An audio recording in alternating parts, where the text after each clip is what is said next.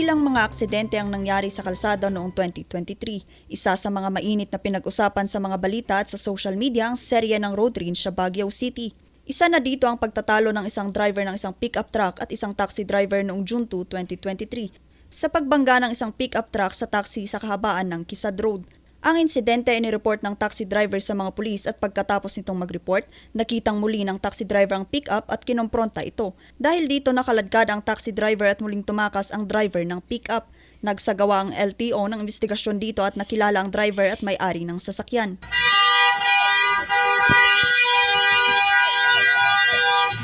Nakilala ang driver ng pickup na si Jeff Lord Velasco Cabañeros habang nakilala ang may-ari ng sasakyan na si Betty Bonifacio Velasco base sa investigasyon ng LTO. Binigyan ang mga ito ng show cause order pero hindi sumagot ang mga ito. Maliban sa multa, nahaharap din ang driver sa patong-patong na kaso pero hanggang ngayon hindi pa sumusuko sa otoridad ang driver ng pickup. O yun, tatakbo na naman! Tatakbo na naman siya! Hinarang ito ng mga otoridad at kinailangan pang banggain ng mobil ng pulis para tumigil. Ay! Ay! Ay! Ay! Ay! Ay! Ay! Ay! Noong June 6 naman, na-corner ng isang pulis sa Marcos Highway ang isang driver ng SUV na ito. Ito'y matapos niyang mabangga ang isang motorsiklo at tinakbuhan ng mga otoridad. Noong gabi ng September 18, 2023 naman, nakuna ng video ang pagpapambuno ng isang driver ng isang kotse at isang taxi driver sa Father Carlos Street sa Baguio City.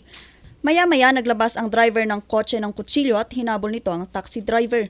Ang insidente ay nireport din sa LTO at PNP at nakilala ang driver ng kotse na isang banyaga. Binigyan ito ng show cause order ng LTO pero hindi ito sumagot. Sa serya ng road rage sa bansa, mismong LTO na ang humiling sa Kongreso na gumawa ng batas na nagbibigay parusa sa mga suspect ng road rage.